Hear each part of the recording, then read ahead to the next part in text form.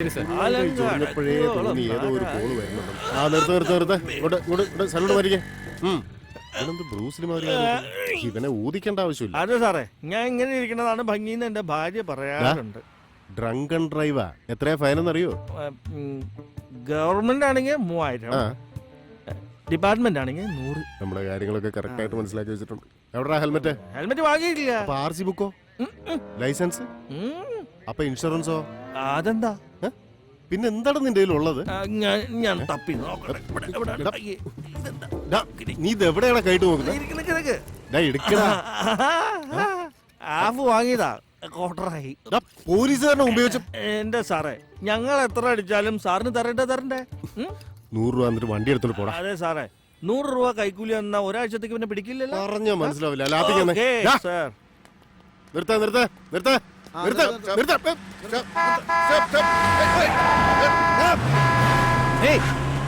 സുഭാഷ്, എന്താ Subhash? ശ്രദ്ധിക്ക്.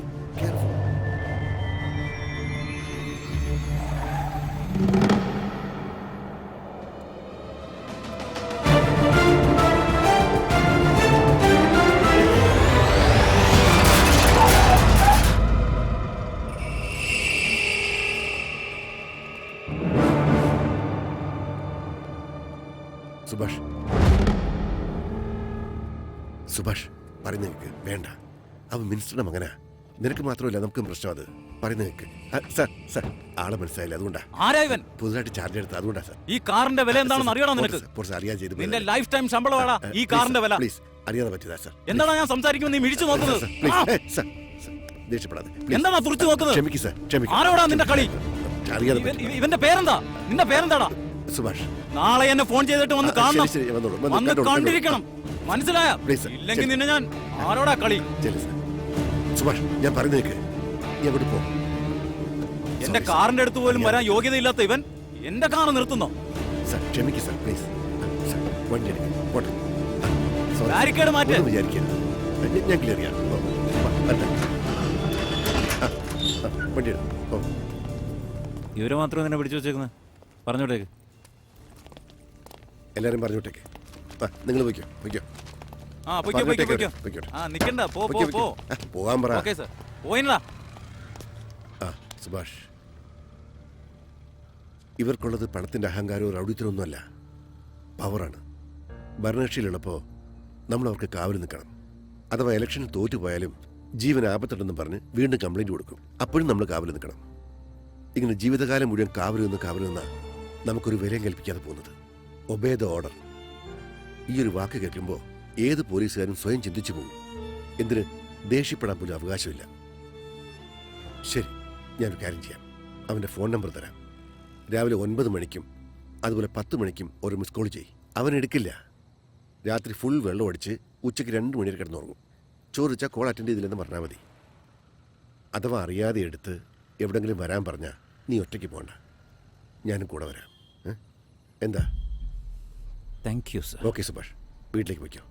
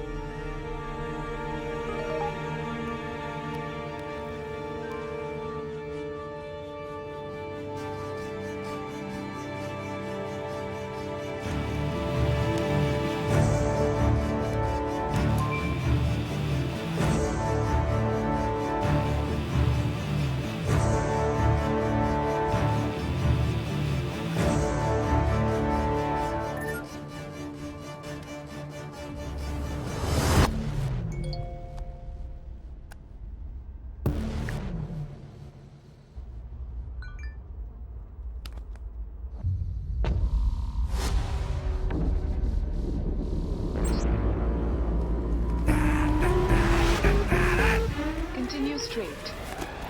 Turn left.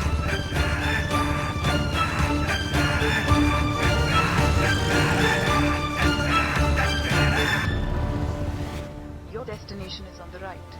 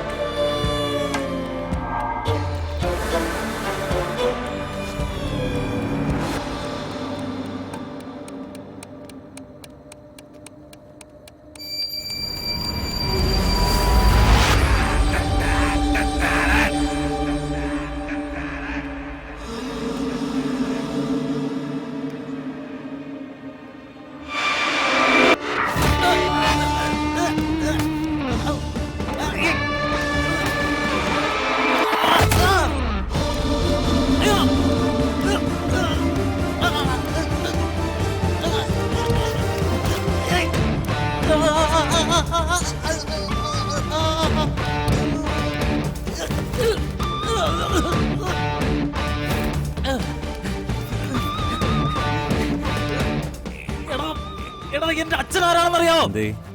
നിനക്കറിയില്ല?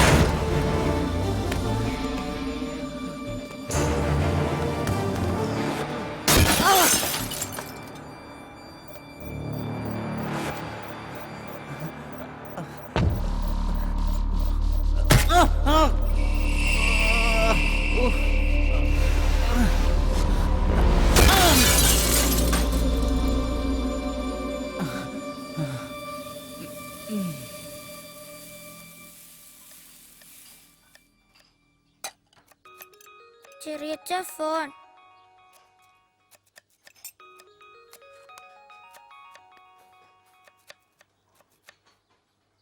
Sir, സുഭാഷിന്റെ flat താഴത്ത് ഞങ്ങളുണ്ട്. ഇവിടെയാ? അതെ അതെ. ആ, ഞാൻ താഴത്തേക്ക് വരാം സർ. ശരിയടാ. ചേട്ടാ, morning sir. Good morning sir. Good morning. സ്വന്തം ഫ്ലാറ്റാണോ സുഭാഷ്? ഇല്ല സർ, വാടകയ്ക്ക് എടുത്തതാ. അച്ഛനും അമ്മയ്ക്ക് ഈ അപ്പാർട്ട്മെന്റ് കൾച്ചറൊന്നും തീരെ ഇഷ്ടമല്ല സർ. ഓ, അതുകൊണ്ട് നാട്ടിൽ സ്വന്തമായിട്ടൊരു പുതിയ വീട് വെച്ചിട്ടുണ്ട് സർ. അടുത്ത മാസം അച്ഛൻ്റെ ഷഷ്ടി പൂർത്തിയാണ്. സോ അന്ന് വീടൊക്കെ കൊണ്ടുപോയി കാണിച്ചൊരു സർപ്രൈസ് കൊടുക്കാമെന്ന് വിചാരിച്ചിരിക്കുക സർ. ഗുഡ്. വലിയ കമ്മിറ്റ്മെന്റ് ആണല്ലേ? അങ്ങനെയൊന്നുമല്ല സർ, ഒരു ചെറിയ സെൻറ്റിമെൻറ്റ്. ആ, അല്ല സർ, എന്തുപറ്റി രാവിലെ രണ്ടുപേരും കൂടി? ഒന്നുമില്ല സുഭാഷ്. ഇന്നലെ നിന്നോട് പ്രശ്നം ഉണ്ടാക്കിയില്ലേ മിനിസ്റ്ററുടെ മകൻ? അവനെ ആരാണെന്നറിയില്ല, ആരും അടിച്ച് ഷേപ്പ് മാറ്റിയിട്ടുണ്ട്. അവൻ നീയാണെന്ന് കരുതി നിന്നെന്തെങ്കിലും ചെയ്താലോ? അതൊന്ന് അലേർട്ട് ചെയ്യാൻ വേണ്ടി വന്നതാ. ഓ, പക്ഷെ സാർ, അവന്റെ ഡിക്കിയിലാരും നല്ല ഉലക്ക കയറ്റിയിട്ടുണ്ട് സർ. എല്ലാ മീഡിയയിലും സെൻസേഷണൽ ന്യൂസ് അവനാ. നല്ല കാലം സാർ, ആ ഹോട്ടല് എന്തായാലും നമ്മുടെ സ്റ്റേഷന്റെ കൺട്രോളിലല്ല. ആയിരുന്നെങ്കിൽ നമ്മുടെ കാര്യം കട്ടപ്പോയാന്. ഏതാ നമ്മുടെ കൺട്രോളിലുള്ളത്? അതെ സാർ, നമ്മുടെ കൺട്രോളിൽ നമ്മുടെ വൈഫ് പോലും ഇല്ല സാർ. എടോ, സാർ എൻ്റെ വൈഫിന്റെ കാര്യമാണ്. ഞാൻ ഈ കേസ് അന്വേഷിക്കണോ സർ? എന്തിനത്? നമുക്ക് ആവശ്യമില്ലാത്ത കാര്യമാണ്. Correct sir. നമ്മൾ ചെയ്യേണ്ട കാര്യം വേറൊരുത്തും ചെയ്തില്ലേ? അറ്റ്ലീസ്റ്റ് അവനെ കണ്ടുപിടിച്ചൊരു താങ്ക്സ് എങ്കിലും പറയാലോ സർ. ആ സർ, സർ പറഞ്ഞ സമയമായി. ഞാൻ അവൻ്റെ ഒരു മിസ് കോൾ കൊടുത്താലോ സർ? മനസ്സിലായി. നിന്റെ ഉള്ളിലൊരു സന്തോഷമുണ്ടല്ലേ?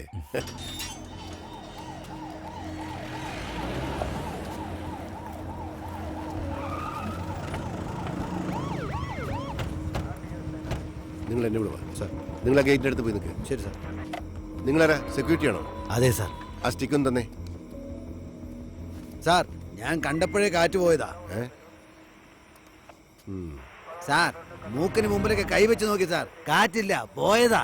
താനതിന് ആവശ്യമില്ലാത്ത കാര്യമൊക്കെ നോക്കുന്നേ. പിന്നെ എന്തിനാണോ ഞങ്ങളിവിടെ? എന്നാ പിന്നെ പോസ്റ്റ്മോർട്ടം കൂടെ താനങ്ങ് ചെയ്യും.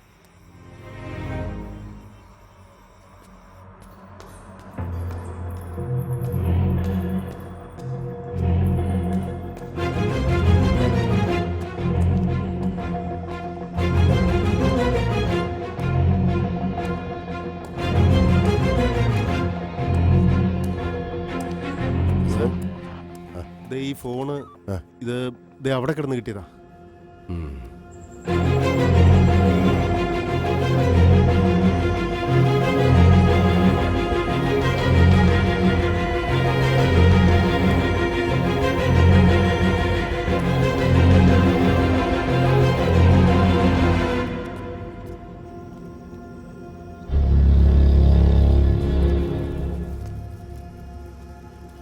സുഭാഷ്, ആ പെണ്ണിൻ്റെ ഫോൺ കിട്ടിയിട്ടുണ്ട്. പക്ഷെ പാറ്റേൺ ലോക്കിലാണ് ഉള്ളത്. സർ, ഞാൻ അൺലോക്ക് ചെയ്യാം സർ. ഈ ലൈറ്റിൻ്റെ റിഫ്ലക്ഷനിൽ ഫിംഗർ മാർക്സ് അറിയാൻ പറ്റും സർ.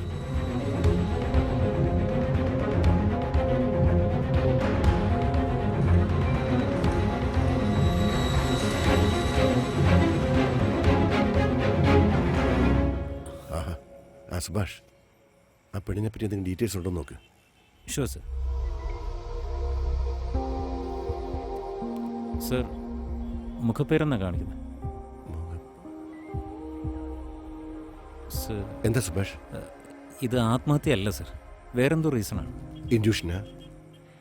ഇത് കൊലപാതകമാണോ ആത്മഹത്യയാണെന്ന് നമ്മൾ തീരുമാനിക്കണ്ട. ആ റൈറ്റ്സ് നമുക്കില്ല. സർ അപ്പോൾ forensic postmortem? Sir,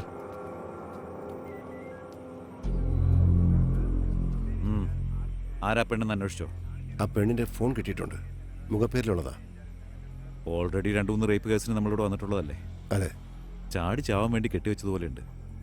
suicide case എഴുതിയിട്ട് ഫോർമാലിറ്റീസ് ഒക്കെ തീർത്തേക്ക്. പിന്നെ ആ പെണ്ണിന്റെ വീട്ടിൽ ഇൻഫോം ചെയ്തേക്ക്. വണ്ടി എടുക്ക്. സർ